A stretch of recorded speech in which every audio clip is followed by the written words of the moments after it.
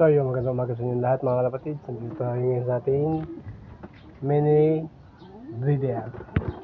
So ngayon mga kalapatid, sa time check natin alas 6 ng umaga mga kalapatid. Check po natin ang ating mga simpleng kalapate mga kalapatid. Sa unang-una sa lahat, ang pagbabalik ni Kalapangit. So yun mga kalapatid, dito tayo ngayon sa ating kulungan. Yun nga mga kalapatid, yung nandito natin sa taas, yung magpares, hindi nila pinasayang itlog mga kalapatid. Kumbaga iniwanan nilang, hindi na nila nilimliman. Kaya yung mga nakasya itlog hindi pinasa. Dalawang araw na nilang hindi nilimliman. Kaya nang ginawa, wala, hindi na buhay.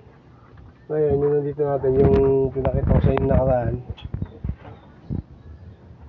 yan, yung checkered white up natin sa kanyang checkered, yung galing kay paring Robert, yung palang namimisa. Tapos yung kulay brown doon mga kalapatid sa kabilang kulungan. Dito tayo. So ayun mga kalapatid, dito ayun yung mag-asawa doon natin nilagay. Yan. Tapos yung brown sa yung black check, namisa na yung ano nila, yung itlog. Kapon lang namisa. Pag-ipo ko, sisilipin ko sana yung ang ano doon, namisa na sila.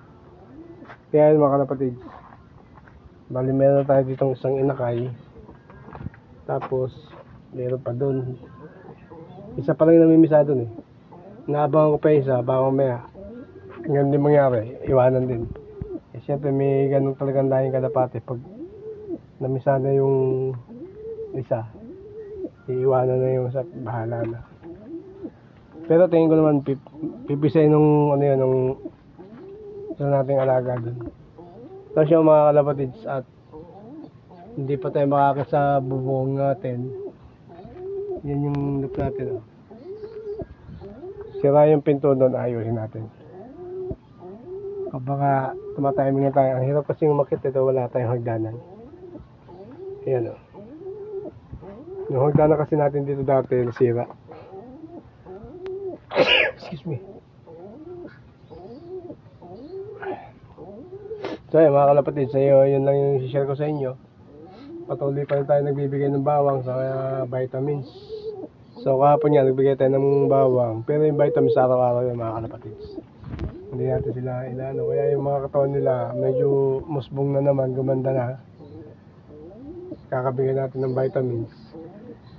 Itong dito, yung galing kay paring Robert Hilario. Ayan hindi pa nagbabago yung katawan, pero pinurganan natin yan. Paris na yan. May nagpapayaram sa ating kalapate mga kalapatid. Hindi ko na kinuha. Sabi ko meron naman ako dito mga barako, pag-iwalayin ko na lang kung halimbawa ikaklas ko sila. So ayan mga kalapatid, hanggang